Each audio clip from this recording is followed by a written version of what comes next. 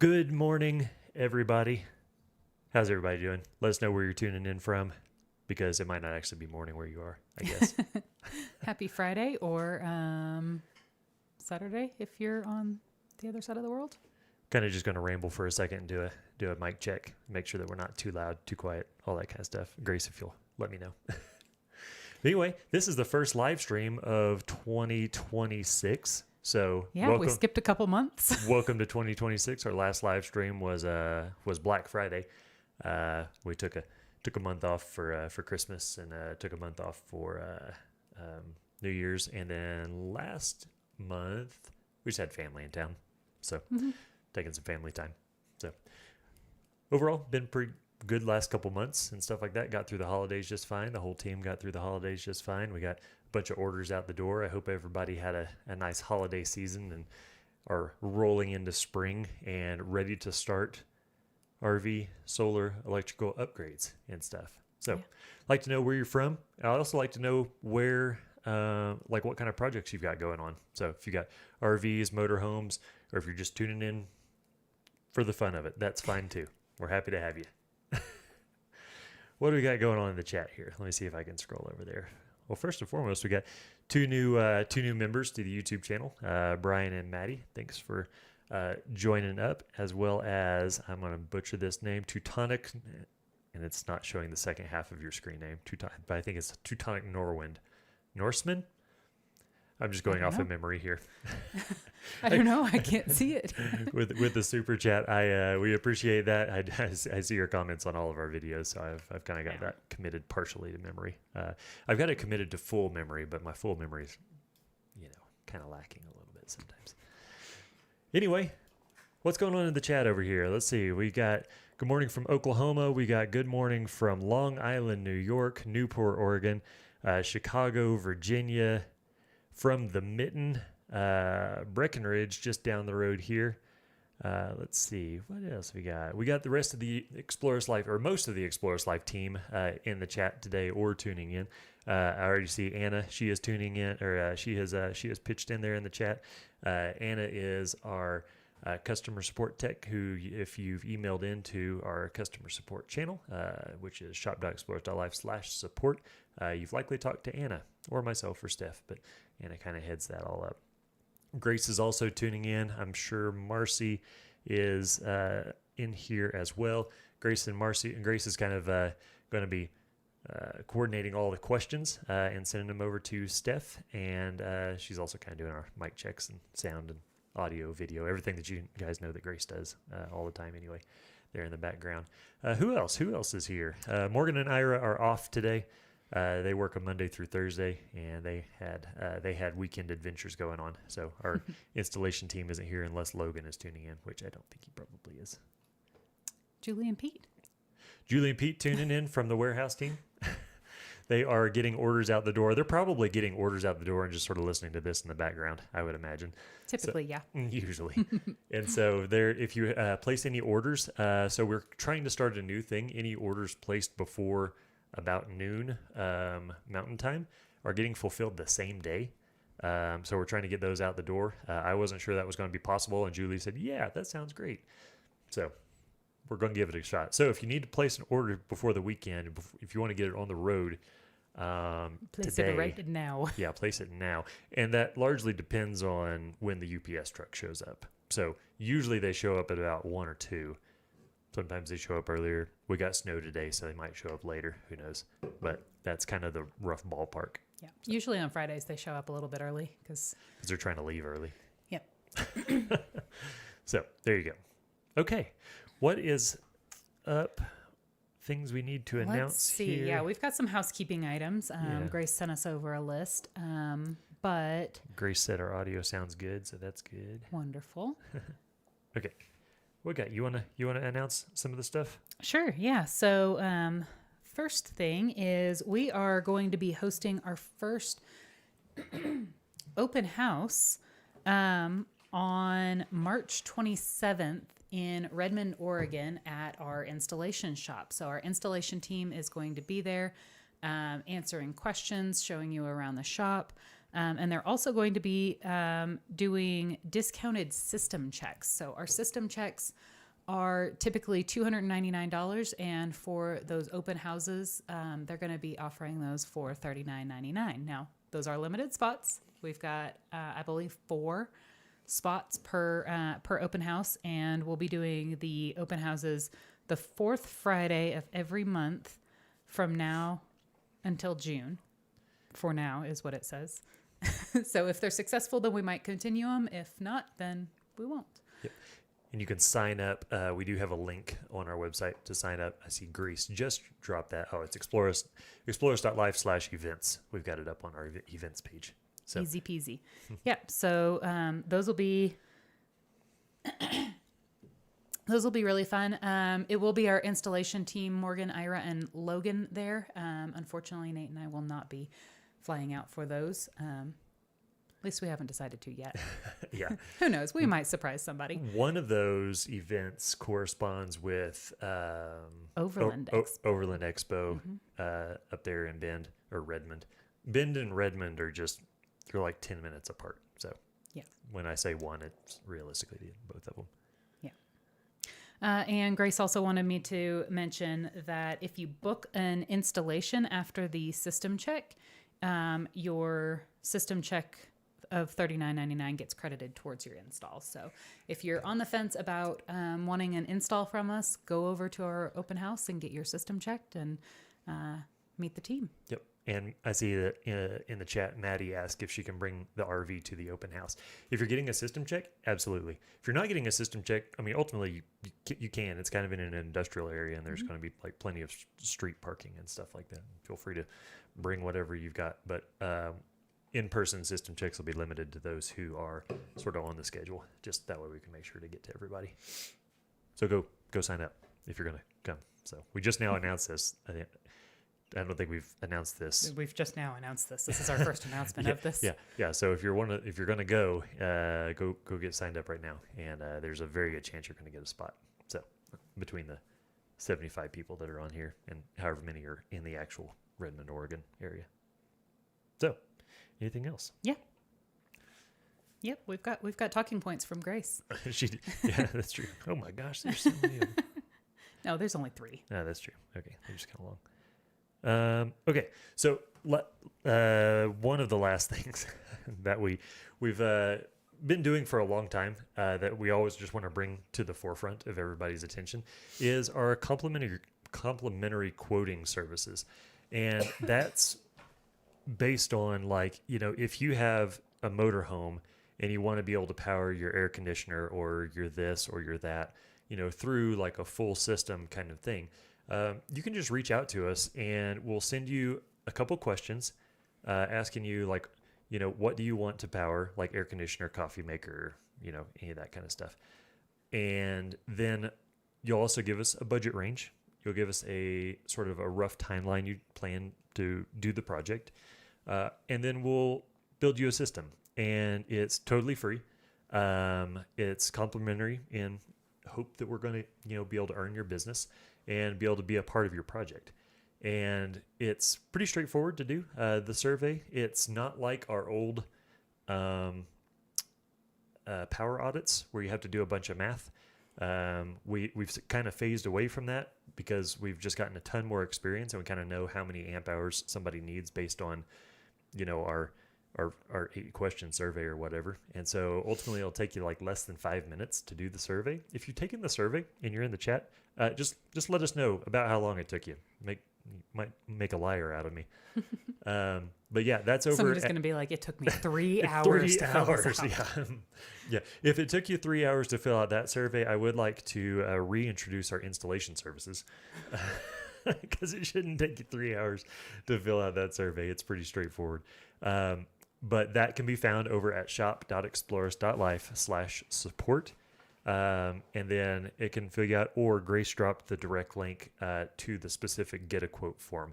So which is shop.explorist.life/get a quote with hyphens. Check the chat. She dropped it in there. So yeah, we expect to see those. We are pretty well caught up in our inbox currently. And so if you are trying to get a purchase made today, with a full system purchase today, then put that in your survey because there is a spot to put that, and there's a very good chance that we'll be able to get to that today as long as you put that in before lunchtime or so, right? Yeah. You should be. Anna and y'all are kind of in charge of that. So yeah. Our website was down for a little bit yesterday, and so we are a little bit behind, but not near as bad as I thought we would be. Yeah. I see a question that we could go ahead and address because it's related. Charlie was asking, I still have a couple more components as I get funds. I plan to draw a diagram when I have everything and pay you to go over one of these times. That's great. We do have that service available. We do have wiring diagram reviews available as a service. It's available as a standalone service. They're kind of expensive as a standalone service. It's a better deal if you buy into our Pro Support membership, which is a monthly subscription. Lasts for a minimum of 1 year, and we can sort of be your tech support like team throughout that whole thing. Now, I say that if you're buying your components from us, tech support is complimentary. You don't have to pay for a tech support membership if you're buying your components through us. Now, if it's a wiring diagram review, that takes some dedicated time, usually about an hour, hour and a half of dedicated time. So we do have to charge for that. But if you're following one of our diagrams and we don't have to review a user diagram, we can usually do all of that totally free because I made the diagrams. I know they're good. And so we can just sort of piggyback off that and be real efficient on that. So how about questions? Yeah, let's hop into questions. If you guys have questions, we've already got a ton of questions lined up on our queue over here, and Steph needs a longer mouse cord. I do need a longer mouse cord. Nate moved my computer, and so my mouse is no longer long enough to reach over here. And I didn't realize that until 2 minutes before the live stream started. Yeah, so we were really prepared for this. We're always real prepared, you know. I don't think anybody's surprised. But. No. Yeah, because we're in our office right now, and so it's like I don't like having the lights and stuff like that in our office the other 29 days of the month. But the way these Q&A sessions go is just ask your questions there in the chat, and we are going to be answering questions for the next 45 minutes or so, and we're going to try to get to everybody. If we kind of run out of questions, then we'll kind of just talk nonsense for a second. We'll make something up. I'll start making up questions and give y'all a chance to get your questions answered. But yeah, this is the time. This is a great time to get your questions answered live. So go ahead and take advantage of that and drop whatever questions you've got in the chat. I don't see any of them coming across, so maybe this is irrelevant. But if there's any questions about the whole drama with Battleborn batteries, I would rather not talk about it. You guys have us for about 45 minutes, and I think everybody's time is probably better used by getting technical questions answered about their own specific projects and less about sort of industry drama. We've made our sort of public announcement about that whole thing. And if you haven't seen that, just go check back a couple weeks on our all of our social media accounts and you'll be able to see that. So I think to best use our time effectively, let's just not really talk about that too much. So sounds good. Perfect. To start, I also want to give a special shout out to our very first YouTube subscriber whose birthday is today. Happy birthday, Tucker. Happy birthday, Tucker. You see him tooling around in the chat? I don't know if he's in the chat. I can't see that far, man. I'm 37 years old. I can't see that. Can't see that? No, I can't see that. Older than you. I know. Yeah, well, apparently LASIK only lasts for so long. Okay, what I can see is this because I've zoomed it into 150%. Where is the best location to connect the input side of an Orion XS 12-1250 to a new 2025 Sprinter? There's no auxiliary battery posts under the van. So in basically all cases, the best place to connect a DC to DC charger, unless otherwise specified by the vehicle manufacturer, is just going to be right to the starting battery. Your alternator charges the starting battery, and then we can pull power off of that for winches, exterior lighting, DC to DC chargers, and that's pretty much the most straightforward way to do that. Our wiring kits include the appropriate lugs and breakers to accomplish that. So if you've picked up one of our wiring kits and can't quite figure that out, shoot us a message, shop.explorist.life/support. We'll ask for a picture of your starting battery, and then we can give some pretty good advice on where specifically you can make that connection. Perfect. Okay, Dan asked, my van is a 2022 build, two 170 amp hour Renogy batteries wired to a Renogy 3000 watt inverter charger plus solar and DC to DC charging. With a 1200 watt kettle turned on, the voltage drops and the inverter shuts down. Looks like there's been some back and forth between users in the chat, and it looks like I think we can. There was a little bit of back and forth, trying to diagnose the voltage drop problem, and Jeremy answered that pretty. That's what I would expect accurately as well. And Jeremy said, without knowing anything else, I would suspect undersized wiring or perhaps a large load like a water heater or air conditioner trying to run on the inverter. Again, just a viewer's comment. I think it could be a couple things. It could be undersized wiring. It could be a poor quality fuse or breaker. The battery bank is likely undersized. That's undersized. For Victron equipment, that would be undersized. I don't know if Renogy makes specific guidelines in that. I doubt they do. But if that was a Victron system, you'd want a minimum of 400 amp hours to power a 3000 watt inverter. And so I would look for undersized wiring. I would look for loose connections. I would look for washers inside of the flow of power. And then I would consider adding an additional battery. So you've got a little bit more battery capacity to supply that mass amount of power. That's realistically what I would recommend there. Those couple items. Yeah, I think the undersized wiring is very likely the culprit, because Renogy is really bad about supplying undersized wiring. That is true. In their systems, which is one of many reasons we do not carry or recommend Renogy products. Yep.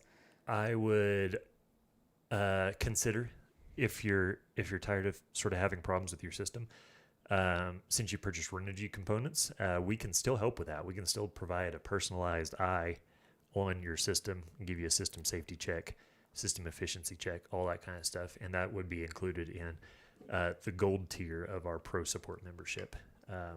We can take a look at everything that you've got, through pictures, and see if you've got undersized wiring, see if you've got poor quality fuses in there and all that kind of stuff. And that's something we can handle through our pro support membership. That's shop.explorist.life/pro support membership. And we can take a look. Perfect.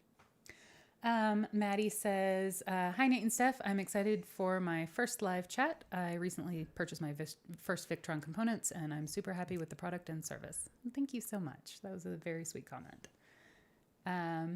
David says, I have two 100-watt solar panels on the roof. Want to add two 200-watt solar panels for a total of 600 watts. I want to wire them all together so I don't have to make another penetration on the roof. Should I wire them in series or parallel? That's a great question, and it's either going to be series parallel or not at all. We have a video that's dedicated to mismatched solar arrays and how the mismatched solar arrays function in a single array. So go check that out. There's a lot of math involved. If you want sort of the most efficient and least math heavy option, just bite the bullet and run two more sets of wires to a separate charge controller, and that's my recommendation. That's going to be the best option in 90% of cases. So that's what I would do. Yeah. This one's a good question. Victron suggests connecting the MultiPlus 12 3000 with two positive and two negative wires instead of one. Do I then use two 200 amp fuses in the two spots of the Lynx distributor? That is a great question. And if you were doing that, then yes, you would use two 200 amp fuses in those two spots. The Victron recommendation of two positive, I think it's two positive 1-aught wires and two negative 1-aught wires. Something along those lines. Yeah, it's something like that. With a 400 amp fuse, if you land both of those wires on the same fuse, that's not allowed. You can't do that. That's an oversight on behalf of Victron. It's been talked about, internally with, the dealers, distributors, the training team, all that kind of stuff I've been involved in. And ultimately, like, it just never really got edited out of the menu. Alternatively, if you're here in the US, you have access via us to 4-aught wire, and you can just use Shop.EXPLORIST.life. and you can just use 4-aught wire. There's nothing wrong with that. Victron makes that recommendation, from my understanding, based on what is available in Europe, because Victron is a European company, and 4-aught wire or 120 millimeter squared wire isn't real common over there. It's kind of hard to get a hold of, all that kind of stuff. And so here in the US, we have plenty of it. We have wiring kits for it. We have fusing for it. It's only going to take up one space in your Victron Links distributor if you do it like that. If you want to do it the other way, we have wiring kits available for that. It's just 2 wiring kits instead of 1 wiring kit. So we've got options for you, but I would just strongly consider just doing 4-aught wire with a 400 amp fuse. So much easier, so much easier. Cool.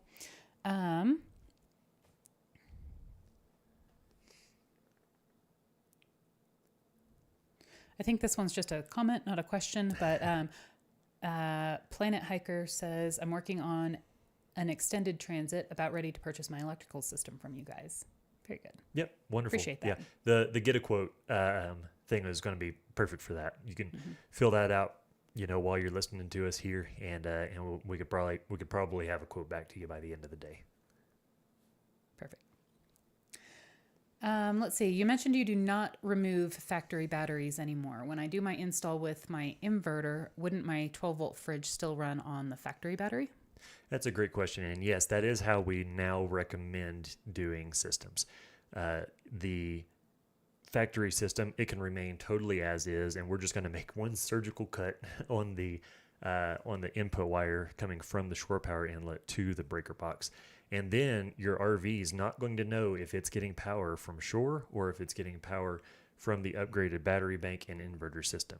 Your DC fridge would indeed run off the factory battery, just like your jacks, your lights, your fans, your awnings, and whatever else the factory installed in your system. And it's going to continue to operate like that, being charged by either shore or the new upgraded battery bank and inverter. And that way you don't have to change anything. And it's just going to continue functioning just as if it was on shore power today. And it's so much easier. So much easier. So much easier. We actually had as somebody who has wired those battery bank relocation kits too many times, it's so much easier. We actually had a tech support customer the other day that was having issues with something semi-unrelated, but they ended up doing it the old way. And then they had problems with their refrigerator. And they said they went ahead and uninstalled the battery bank relocation kit and went back to sort of default, which is the new way, and everything started working just fine again. So sometimes with factory electrical systems, you don't know what kind of sensors and relays and solenoids and all that kind of stuff that they've installed. Mm-hmm. And although the old way, we did our best to, cover 100% of use cases, I think we were actually probably at like 97% of use cases. Yeah. They still work fine, but sometimes there's definitely some nuances there.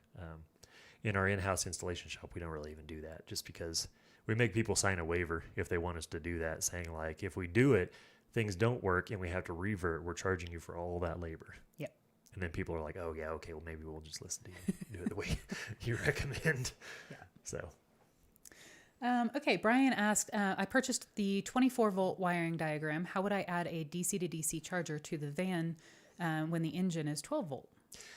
Great question. The DC to DC charger, that's its job. Its whole job is to take power from the alternator and then convert that voltage into a usable voltage to charge the house battery bank.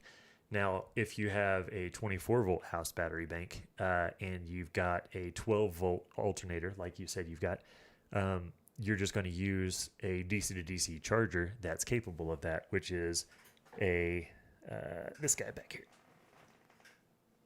Can you make sure that doesn't fall? Sorry. So it's this. So the Victron Orion XS 1400.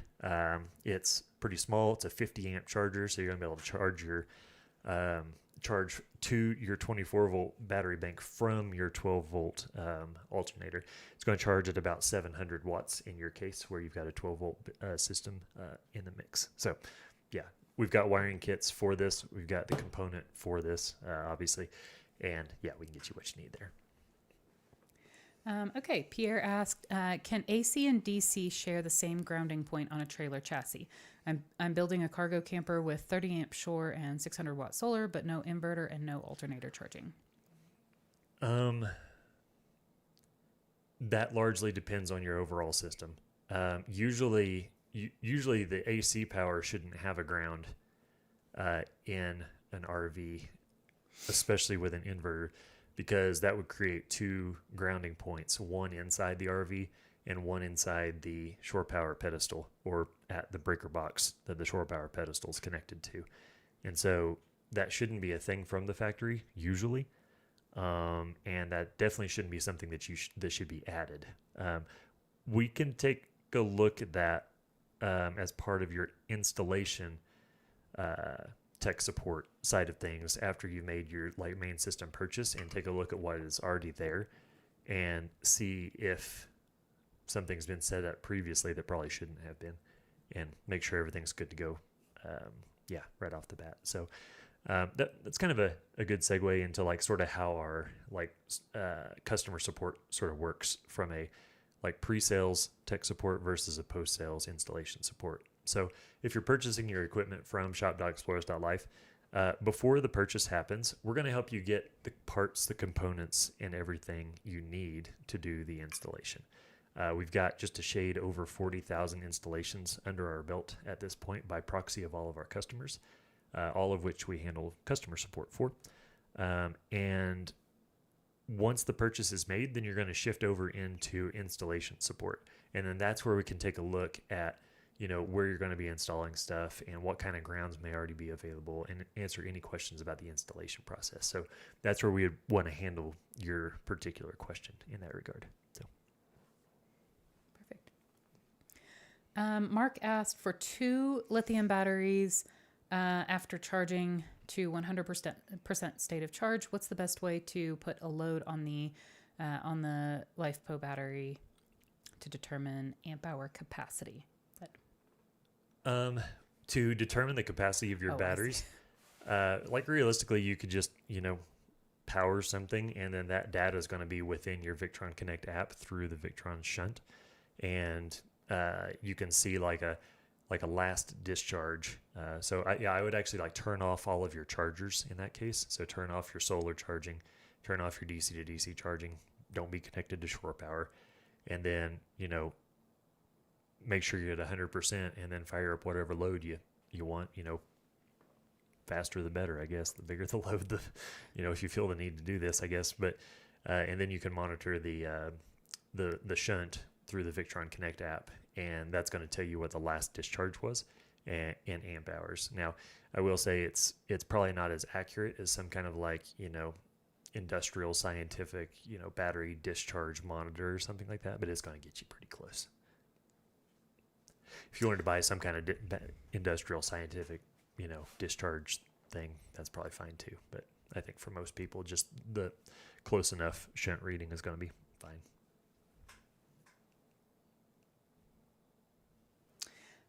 Okay. Let's see. Thoughts on the home assistant. Have you dabbled into it in the process of wiring up a Sprinter? And I'm at the stage I'm at the stage to determine whether I should incorporate it or not. I'm curious if you had any thoughts on that. I have basically not dabbled in smart home or smart home assistant, whatever it's called. I know what it is, and that's realistically about the extent of my knowledge. I've kind of played around with, trying to automate some goofy stuff around the house and stuff like that with it, but ultimately it's a little more complicated than what I sort of wanted to mess with and stuff like that. But yeah, I mean, if that's sort of within your wheelhouse, go for it. There's all kinds of options.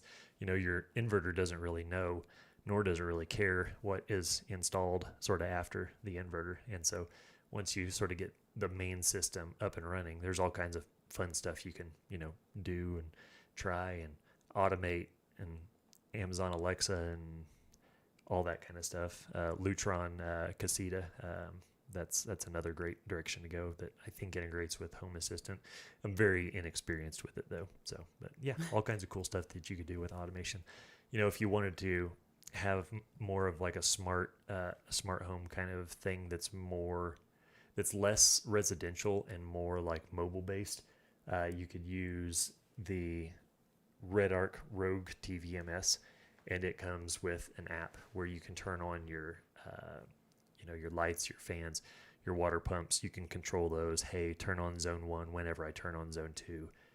All those kinds of like if-then statements and stuff like that, just via digital switching. We do have a video about that. If you just Google search EXPLORIST.life Rogue TVMS, that should bring it up, I think. So, yeah. Nice. I have a 150 100 MPPT and currently 6 parallel 170 watt panels. Can I add 2 more 170 watt panels? Can we share a calculation? Can we share a calculation? Can we share a screen and do a calculation?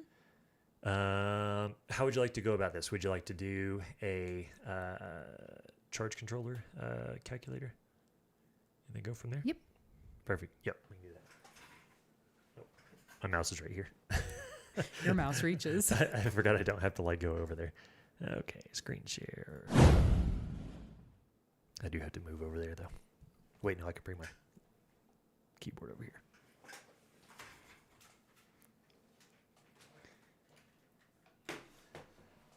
Ha! It reaches. I'm so glad I thought of that ahead of time. Ooh! Oh, don't knock that over. You put me on the spot, Steph. Sorry. Okay. So the question here is, where's that here? I have a 150 100 MPPT and currently 6 parallel wired 170 watt solar panels. Can I add 2 more 170 watt panels? So what I would do here is I would go to shop.explorist.life, and then I would go to, where do we have that now? We just redid this, so it makes more sense. But resources, calculators. Yeah, bam. There you go. Solar charge controller calculator. And what we can do here is we'll just assume that the panel voltage is this. If it's a 12 volt panel, it's going to be pretty close, but there's just going to be a sticker on the back of your solar panel that's going to say this. So you can have the VOC here. Solar panel wattage is 170. Short circuit current. This has more to do with, let's see, what would the short circuit current be at that? It'll be like somewhere in the ballpark of like 8. 7, yeah, 7 or 8. Yeah. And then max series fuse rating, that'll probably be like 15 or so on that panel. All this stuff will be on the back of your solar panel specifically, and you can just put those numbers in there. Battery bank voltage, this is from I believe this is a 12 volt. I'm not positive. I'm pretty sure it is as well. And then from there, we can do panels in series. That's going to be 1. And our calculator doesn't even go up to 7 panels in parallel. And the reason is because if you did that, your solar array amperage is going to exceed 32 amps or 30 amps specifically. And it's going to, you're going to need to incorporate like a solar, what is that? It's like a solar combiner box that's got a bunch of breakers and stuff like that in it. And I just truly, I can't in good faith sell that part because I don't recommend it. And so I wish I could show a little bit more math on this, but with how many panels is she looking for? 8 total. 8 total. So if each panel is going to push about 8, that's going to be 64 amps at only 24 volts. And you're really going to have to run some big wire from your solar array down to your charge controller. And even once you get that done, even once you sort of spend the money to get those 8 panels in parallel, and then big money on big wire, get it down there, your charge controller is not going to have a whole lot of wiggle room to work with whenever it does its MPPT sweep. And so realistically, it's simply just you're going to spend more money and it's going to work worse. And so, although you can do that, the specific question is, will the charge controller handle it? And that's 170 times. Let's flop away from this. We can go back to it. Calculator here. Oh, that's a calendar. They both start with Every CAL. time. Okay, so 170 times 8, that's 1,360 watts. And that is within the range of what is allowed for that particular charge controller, the 150-100. You know, the wire size is going to be the limiting factor there. And so what I would, if we have flexibility, if you would sort of allow us that flexibility to do that, what I would instead recommend doing is, sorry guys. What I would instead recommend doing is wire it in series parallel. So we're going to do 2 series strings in parallel, and then we're going to do 4 panels like this. So these are wired in series, these are wired in series, and then these 2 series strings are then wired in parallel. This allows us to use nothing bigger than 10 gauge wire. It allows us to use standard MC4 combiners, standard MC4 fuses. It's going to cost less. It's also going to deliver the voltage at 122 volts to the charge controller. And so your charge controller is going to have plenty of overhead to do its MPPT sweep effectively and find that power point of which it's going to perform optimally. And it's going to just overall perform better. But yeah, you're still using that same charge controller. It's just a different wiring layout. So that is what I would recommend. And that was pretty fun. I enjoy doing these.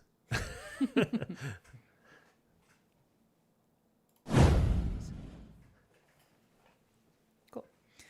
Okay, I'm installing a new lithium system. The original positive and negative wire connected to the original battery. Can I attach those leads to the links distributor? The original battery ground is to the frame. Can I use that for my links distributor as a ground? Original positive and negative wire connect to the original battery. Just wanting to reuse those battery wires with a new system. Oh, and then swap the new lithium batteries just right in place. Yeah. Yeah, that's fine. Yep. Cool. Pretty straightforward. You know, realistically, you're still going to, you still do need to change or make sure that your factory converter is lithium capable. And then if you have any kind of charge controllers, make sure that solar charge controllers, make sure that those are lithium compatible. But yeah, just swapping in a new battery bank for an old battery bank is pretty straightforward in that regard. Yeah. Now, if you're installing a whole new system, then that changes the answer. Yeah. Depending on what size of inverter you're installing. Yep. Exactly. Okay. I have oops, I scrolled too far. I have a 50 amp motorhome with a big boy battery relay that allows house batteries to what? Sorry, I can't. You can't read big boy battery. Big boy battery relay. Get yours today, America. Anyway. Sorry. That's every time I get on we've got a riding lawnmower that's a bad boy. Bad boy mowers. Every time. Sunday. Okay. I have a 50 amp motorhome with a big boy battery relay that allows house batteries to charge dead chassis batteries. When I buy a full system from you, will I bypass that battery or replace it? That's not what it says. I wasn't going to say it again. It says, will I bypass that big boy or replace it? So in that case, what's going to happen is your factory batteries are going to remain as is, and we're going to add an additional lithium battery bank to that, and that big boy is going to stay there, and so that's going to stay in place, and it is going to continue to charge you'll still be able to jumpstart your starting battery from the the existing auxiliary battery bank, just the same as it is right now. So nothing's going to change on that side of thing. That's going to all function in the exact same way. Now, what we're also going to do is we're going to add a DC to DC charger to your system for the new lithium battery bank, so that you're still getting charge from your lithium battery bank, but you won't be sort of jump starting as needed from the lithium bank, but you'll be jump starting from the auxiliary bank, that just the way it is right now, but that's going to be powered from the new lithium bank, sort of by proxy. So just remember that with the way that we do everything now, is everything that's installed from the factory is going to remain as it is from the factory. We're just going to make one simple cut between the shore power inlet and the shore power and the breaker box, and then the rest of your system, it's not going to know about this new system. It's going to function just the way the factory intended it.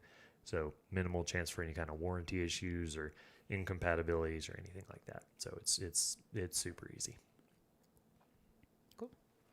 I'm installing a Lynx distributor in my boat and recently found that ABYC updated E11 and now they require a 3000 AIC for my branch circuit fuse. Does anyone make a mega fuse with an AIC that high?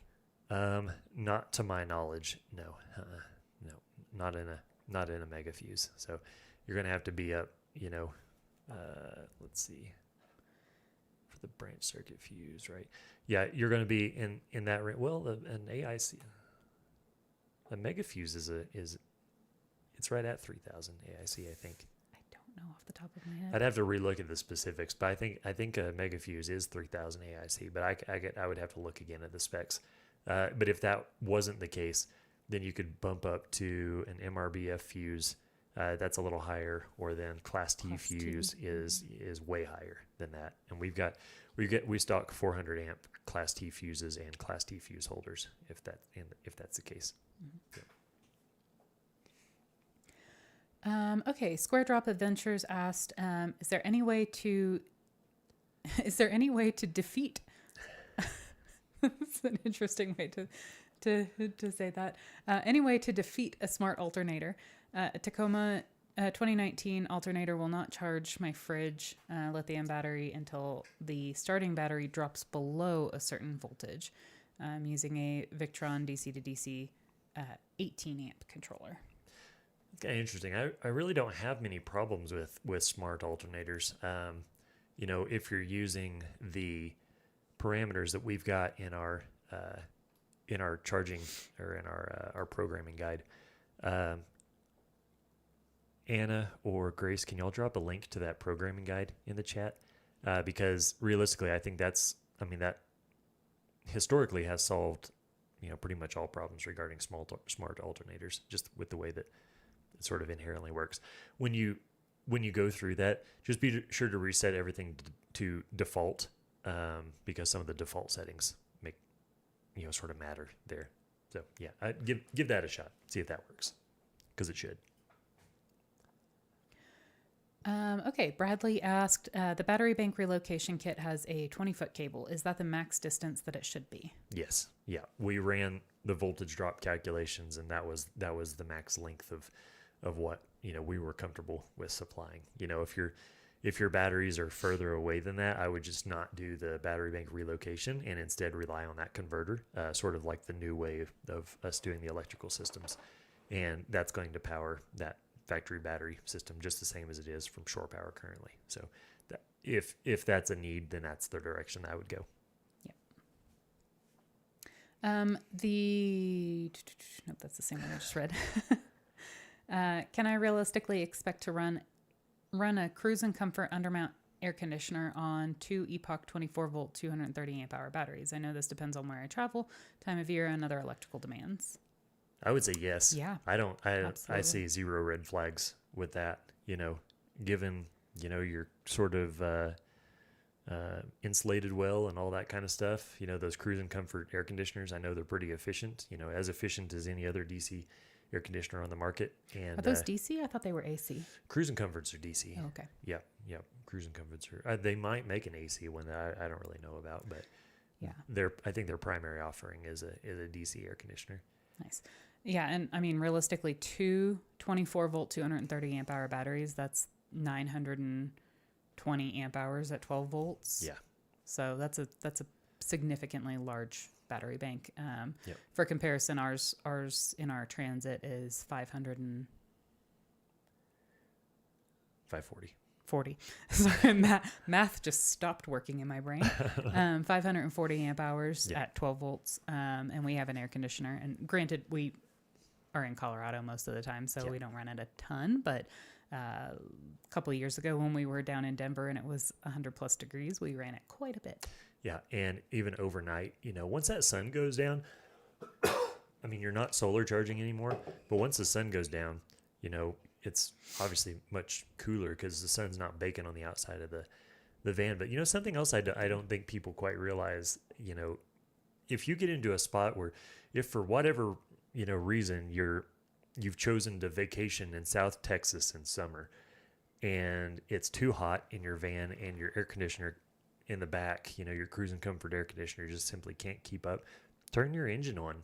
It's got an air conditioner, or at least we hope it does.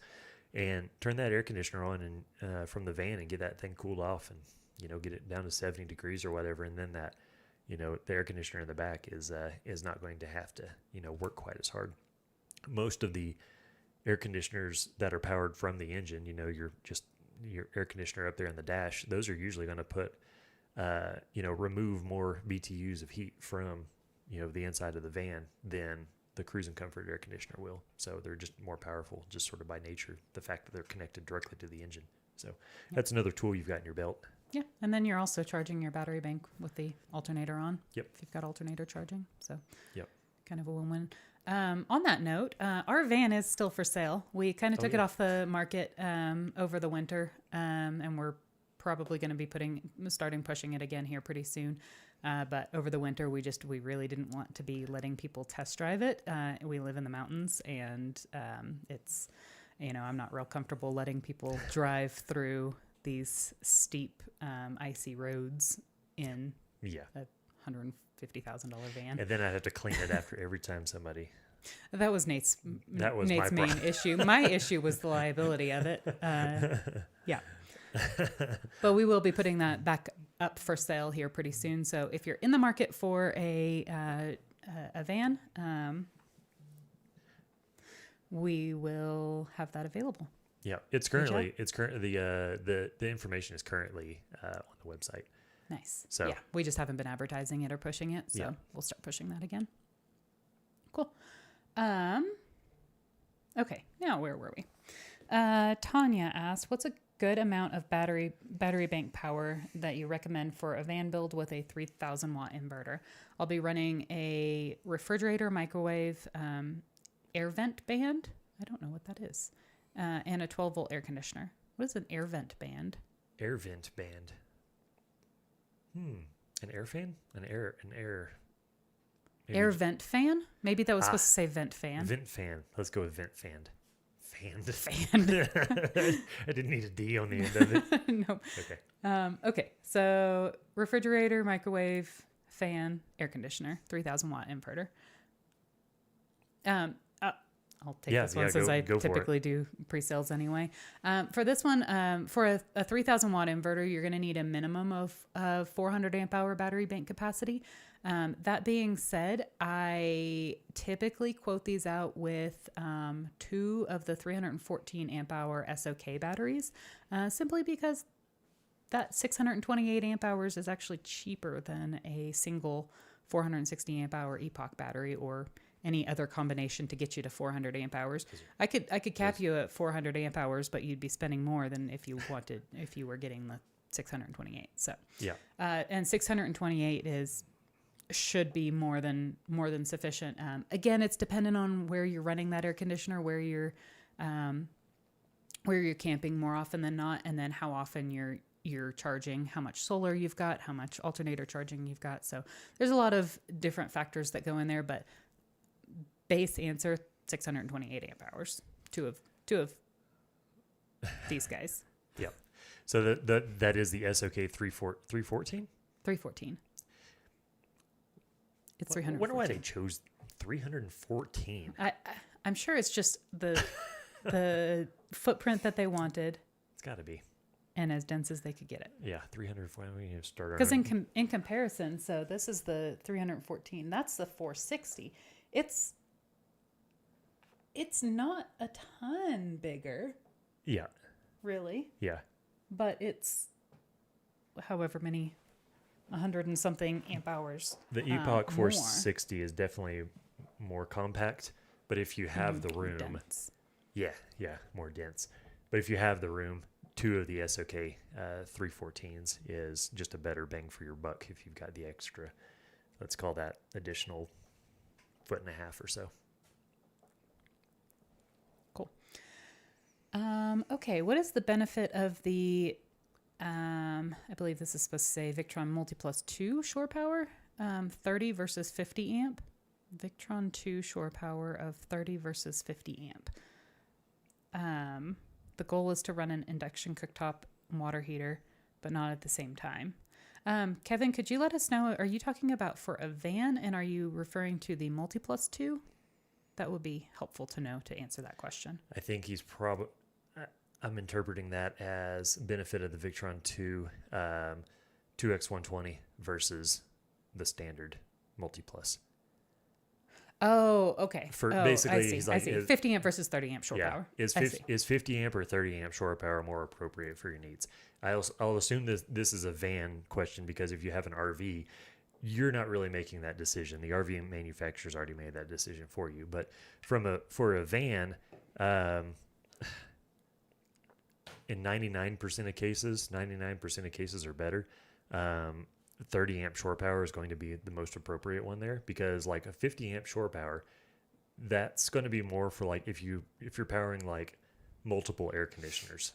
And I haven't really seen hardly any vans that have multiple air conditioners. That's a pretty rare use case. And so 30 amp shore power, gives you a little bit more flexibility at different RV parks and plugging into this and plugging into that. And a little smaller wire, a little lower price point, and for really no, decreased value. A 30 amp system isn't like worse than a 50 amp system. It's just different. And if you don't have multiple air conditioners to power, then that's totally fine. The hot water heater, and the, whatever else was mentioned in that thing, Steph already scrolled down. Those items are going to be, just fine for a 30 amp shore power system. Yep. Cool. Okay. Jim asked what, So this is the question regarding the previous question. ABYC. Yeah. Yeah. So the question is regarding the question we had previously about double 2-aught wires landed on a single fuse. And Jim's question is about what if ABYC is important to you. And Jim, first off, I appreciate you being here and stuff like that. I know you're super knowledgeable about all this stuff, and so it means a lot, sort of tuning into this, and also the comment that you led on our Battleborn battery, announcement the other day. So, so as you already know, but we'll talk about it for everybody else. ABYC is going to forbid a paralleled wire. It's not going to forbid it, but it's going to add a consideration to if you have multiple wires landing on a singular fuse, that fuse has to be rated low enough so that it can protect one of the single conductors. So realistically, the only time that the ABYC is sort of like okay, like quote unquote, with using paralleled conductors, so like 2 positive wires, is only to overcome voltage drop and not necessarily to increase current carrying capacity. So if you have a 200 amp load that you're needing to power, and you've got, a single 4-aught wire can carry the capacity, but let's say it's 75 feet away or something silly like that, without doing the calculations or anything like that, that 4-aught wire could carry that current that far, but it would just experience massive voltage drop. And so you technically could add a second 4-aught wire to that, given that the fuse size, the single fuse size of paralleled conductors doesn't exceed the singular conductor of it, and you're just using that second parallel just to overcome voltage drop. So that's sort of the short story. what they're after. And that's also why you don't really see paralleled conductors in any of the EXPLORIST.life system designs. And that's because it just sort of gets a little complicated to accommodate things.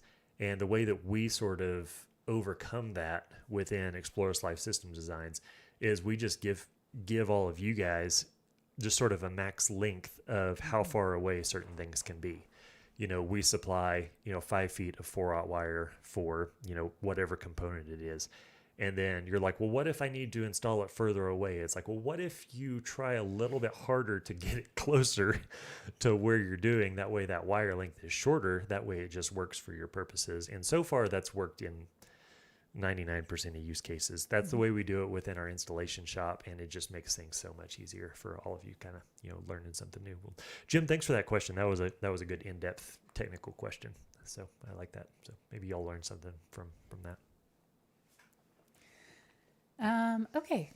Kurt asked, I have an Arctic Fox with factory solar. I saw another video placing all components to convert lithium under the oven area. Is this viable? Are there issues with this setup?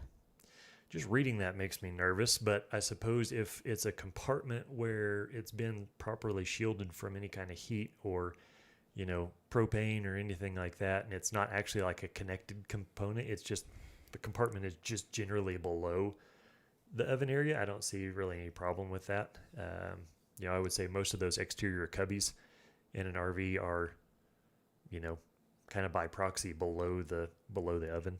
And so I think that's what I'd say. But if it's like that space I'm thinking of where it's like all dusty and grimy underneath the oven, where you're just accessing all the screws underneath the oven to remove it, I probably wouldn't put it there. That we could probably find a better spot than that. But yeah, if it's a totally separate compartment, yeah, that's probably fine.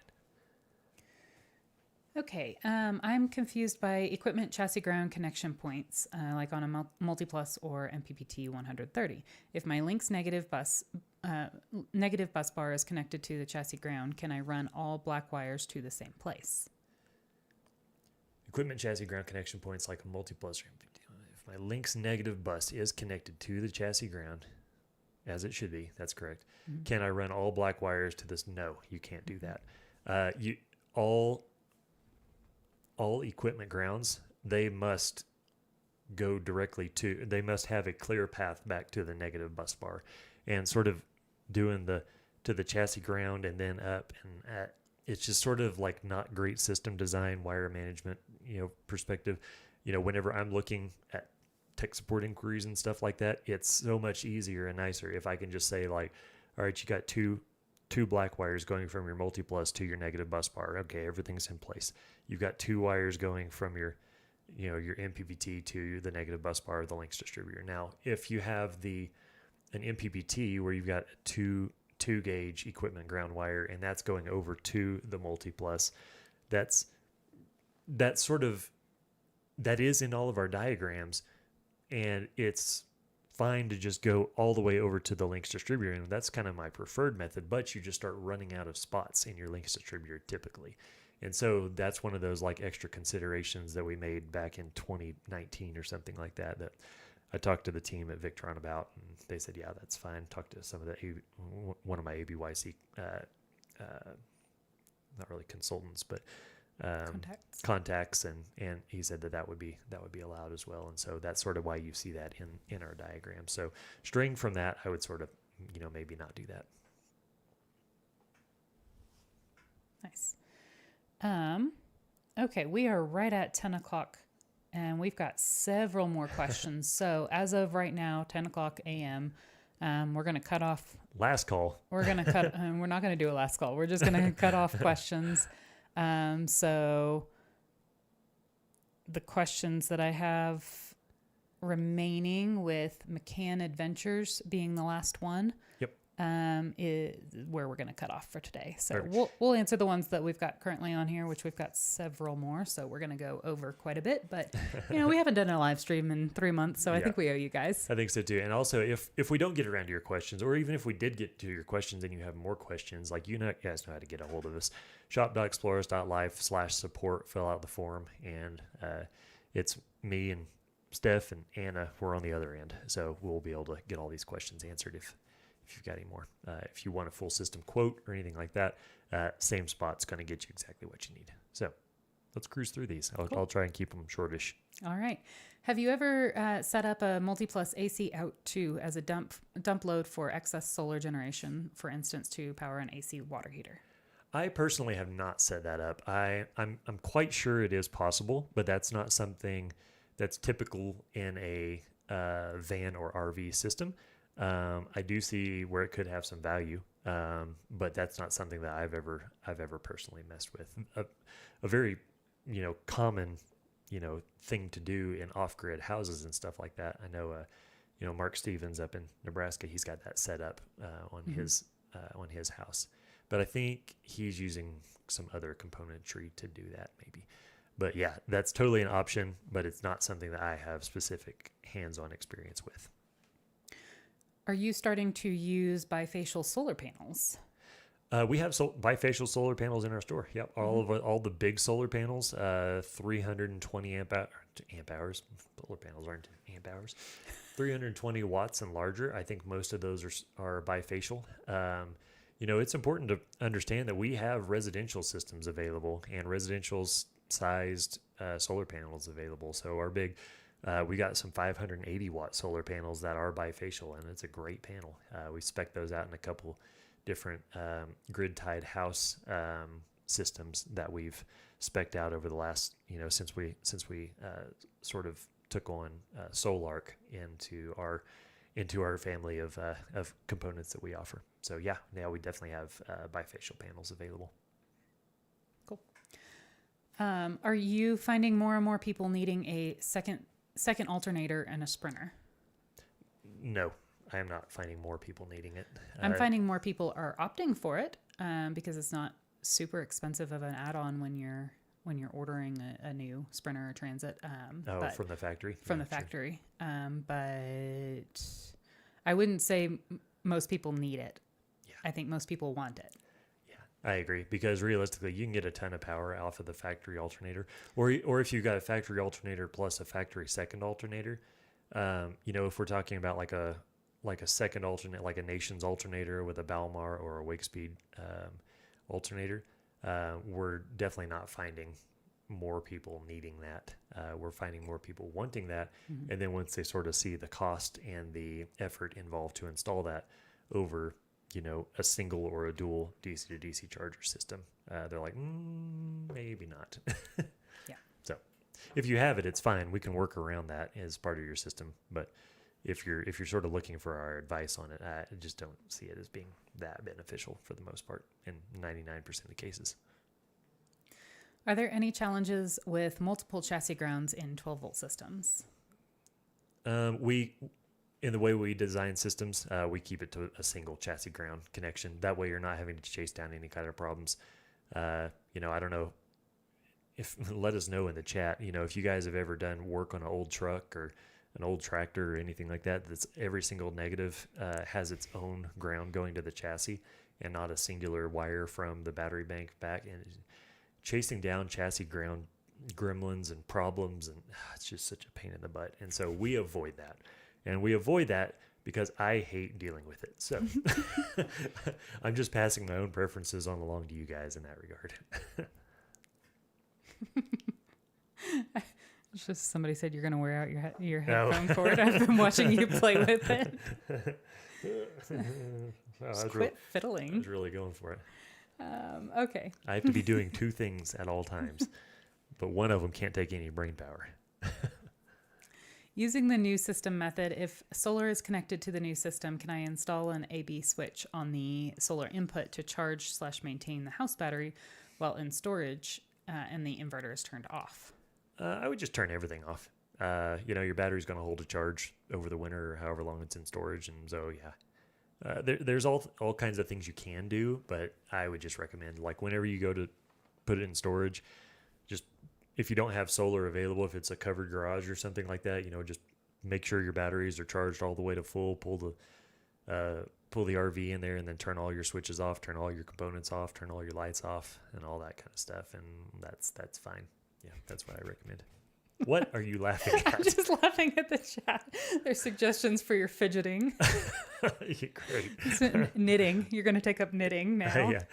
Well, see, that takes a little more thought, because now I can knit the shit out of like just like a one line kind of thing, but I can't like make it turn the corner and then come back the other direction. See, and I can make a square, but that's crocheting. I can't knit. I don't know how to knit. Oh yeah, I kind of crochet. forget they're two different things. But knitting is realistically like just how you store like an extension cord, whenever you just do that like that. Okay, Anyway, where were we? Okay, using an EcoFlow system, which has a floating ground, I guess that means it doesn't need one. It's going to live by the three covered ground ports in the rear of the Transit. Should I try to use those? I wouldn't, if like with a portable generator like that, or like a portable solar generator kind of situation like that. Which, by the way, we do carry in our store now. You guys know our feelings on EcoFlow historically, but we do see the value in those, so we do have those in the store available now.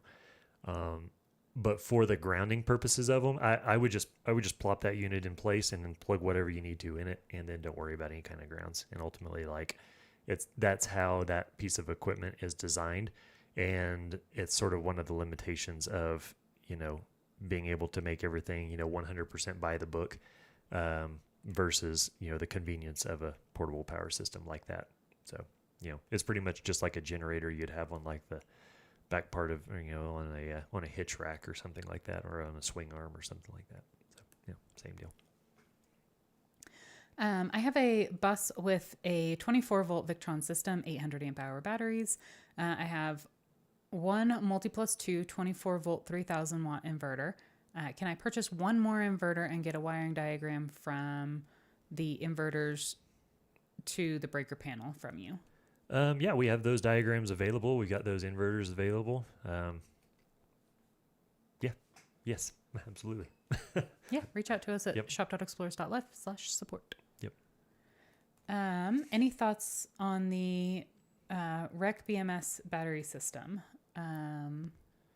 Been pretty impressed with the functionality, although would love some better instructions. Yeah, good question. We've historically shied away from like battery cells with specific BMSs, like the DIY battery realm. I found that there's plenty of batteries that have internal BMSs in them, like SOK and Epoch and Rich Solar and XPN 360 and whoever else we currently sell in the store.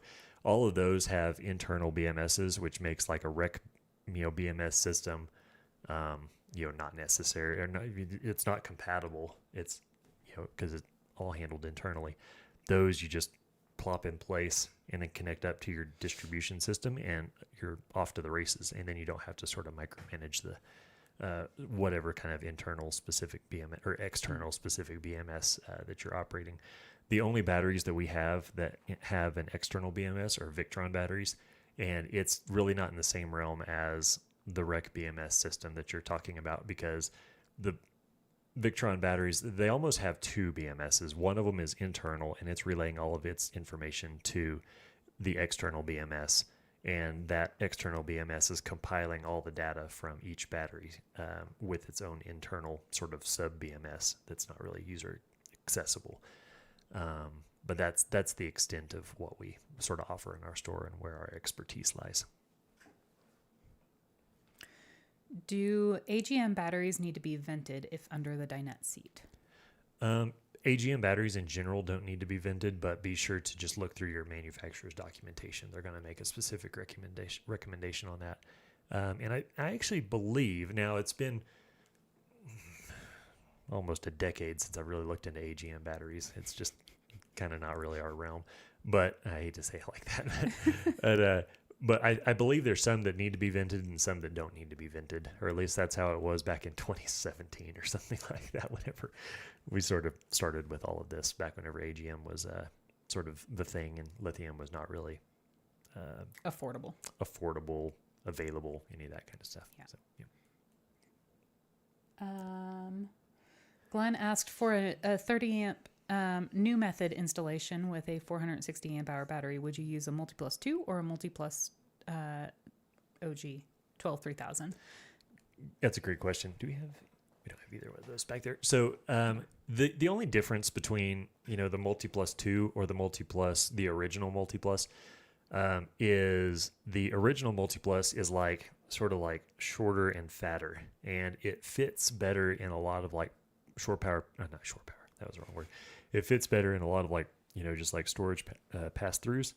Or van bench seats, under a bench seat in a van. Yeah, That's van where bench I typically see them. Yeah, just because it's simply shorter. Now it's not a smaller unit because it's like a cube, and a Multiplus 2 is simply taller and a lot thinner. So just two different form factors for them. There's no different functionalities or features or anything like that between the two, realistically. There's some engineering differences, but ultimately they both serve the same purpose. They both have the same capacity, all that kind of stuff. McCann Adventures asked, we purchased a schoolie kit from y'all, and I have a question regarding the Orion XS 1400. What are your thoughts on adding a fan behind it to provide additional cooling? Is that necessary? Well, first off, thanks for your order. We appreciate that. For a fan, I don't really find it necessary. I would just go ahead and install it, as it is, and not do a fan. I mean, it's got these fins on the back that's going to help with cooling. But realistically, even you guys see that one? So this one doesn't have. Yeah. So the Orion XS 1400. Oh, was this a 1400 that he's asking about? Yeah. Yeah. So the 1400 with the heat sink on the back versus the Orion XS without the heat sink on the back. Since this one is having to go from 12 volts to 24 volts in certain cases, it's going to produce a little bit more heat than just this one here. If this one's going from 12 volts to 12 volts, the chance of it actually needing the heat sink is probably not really a thing, and it's probably just this underneath. From what I understand, the circuitry on these two units is almost the exact same.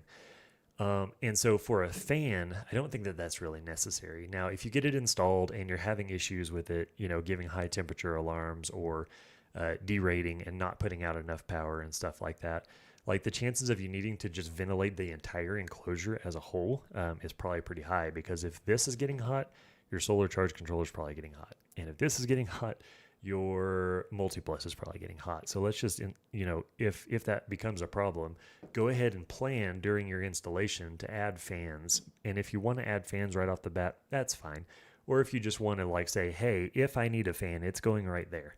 And then you've sort of planned ahead and all that kind of stuff. That's usually what we end up doing for a lot of installations and stuff like that. So I don't think it's necessary to put a fan behind this, because keep in mind that this, this unit here, the 12-1250, it can only put out 700 watts, and it's going to do that until it gets to, I don't remember the specific number, but let's call it 100 degrees Fahrenheit.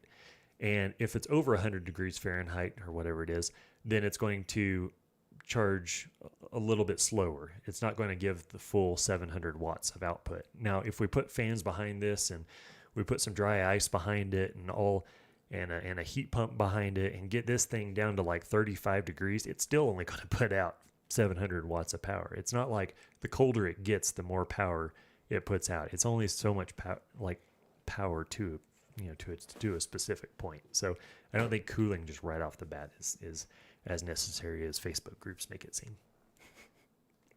What? Just quick little dig.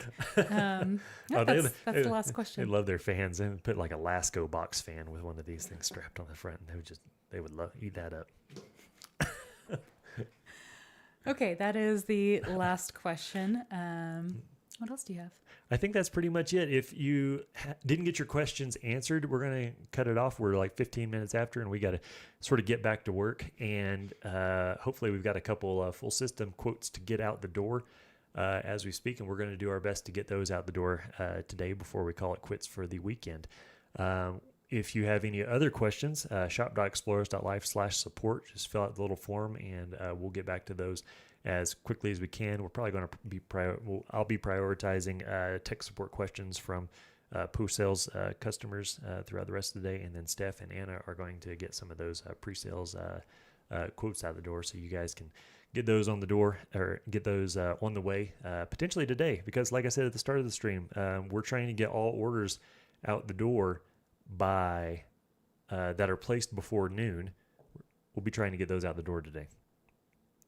Yep. That's the goal. That's the goal. As long as UPS doesn't show up early. And if that's the case, then it'll be on Monday. So anyway, I think that's it. You got anything else? Nope, that's it. All right, we'll call it quits. Thanks everybody for showing up and participating and for all of your questions. And we'll see you next month. First Friday of April. Thanks. See y'all.